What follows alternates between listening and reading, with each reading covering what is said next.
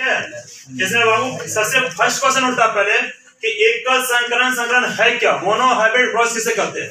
ठीक, सबसे पहले देखिए लिखा हुआ है जब एक जोड़ा विपरीत गुण वाले नर एवं मादा को आपस में संस्करण कराया जाता है तो उसे एकल संकरण कहते हैं। ठीक है, जैसा कि पहले बता चुके हैं कि दो विपरीत गुण वाले नर और मादा, विपरीत गुण कहने का मतलब है कि जिस एक का गुण जो होगा वो बहुत अच्छा होगा और एक का गुण जो होगा थोड़ा सा कम होगा, स्लो होगा। ठीक है, एक जो होगा एक की अपेक्षा उन्नत किस्म का होगा और एक जो होगा थोड़ा कम किस्म का होगा।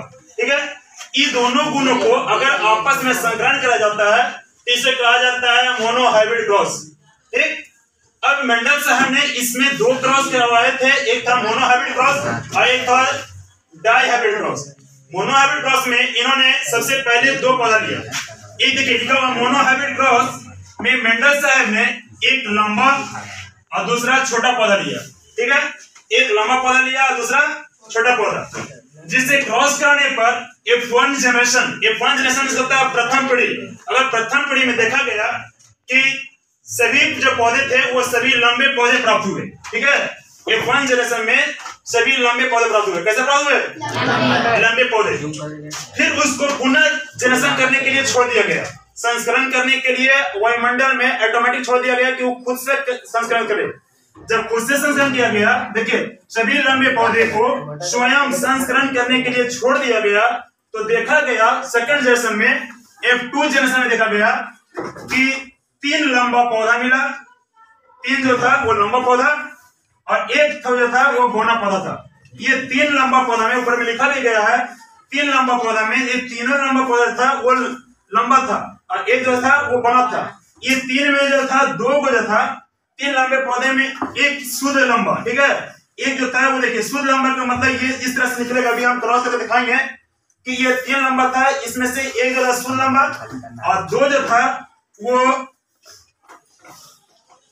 अशुद्ध लंबा था। ठीक है, इस तरह से अशुद्ध लंबा 2 था। अभी हम क्रॉस करने के बाद दिखा रहे तुरंत।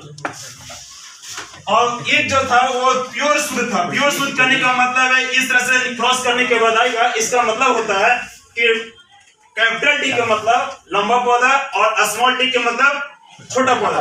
तो जो अगर 2 क्रॉस करने के बाद 2 अगर स्मॉल टी आता है तो ये हो गया छोटा स्मॉल पौधा और अगर 2 कैपिटल आ रहा तो ये प्योर शुद्ध हो गया। ठीक है, और अगर ये दोनों अगर सामने तरफ से आ रहा है तो समझें कि ये अशुद्ध लंबा पौधा है।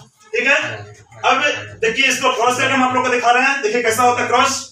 कहा हुआ बाबू तुमको बताया हम कि मोनो हाइब्रिड क्रॉस में मेंडल साहब ने एक लंबा पौधा और दूसरा बौना पौधा दिए थे। ठीक है, एक लंबा पौधा को हम लोग लॉन्ग कैपिटल टी से सूचित किया जाता है, इंडिकेट किया जाता है, और बौना पौधा को स्मॉल टी से इंडिकेट किया जाता है, जैसा कि यहाँ पर लिखा हुआ पहले से ही। अब इसमें इस तरह से सूचित किया जा रहा है। अब हम लोग कैपिटल पौधा और स्मॉल पौधे को दोनों को लिए तो इसमें सबसे पहले प्रक्रिया होता है, इसका प्रोसेस है कि सबसे पहले गैमेट बनता है। तो गैमेट बनने के लिए जैसे हम बताए थे मेंडल साहब का नियम था पृथक्करण का नियम। पृथक्करण के नियम में बताया गया था कि जोड़े जीन जो होते हैं वो अलग अलग हो जाते हैं। निषेचन के पहले जो दोनों जो जोड़े में जीन होते हैं वो अलग अलग होते हैं। तो ये देखिए यहाँ से जीन जो है वो अलग अलग हो गया। ठीक है, और निषेचन होने के बाद ये फिर पुनः दोनों जीन जो होता है वो जुड़ जाता है। ये हो गया स्वतंत्र संकरण का नियम और ये हो गया पृथक्करण का नियम। ठीक है, और ये जो दोनों जीन जो जुड़ गया यही हुआ F1 जनरेशन। हम लोग देखे कि F1 जनरेशन में जो पौधा है वो लंबा पौधा प्राप्त हुआ। ठीक है, जो कि ये क्रॉस करवाया गया था, लेकिन फिर पुनः इसे संकरण करने के लिए वायुमंडल में छोड़ दिया गया। जब वायुमंडल में पुनः संस्करण करने के लिए छोड़ दिया गया तो फिर पुनः ये फिर से गैमेट बना, जीन जो हुआ पृथक्करण हुआ।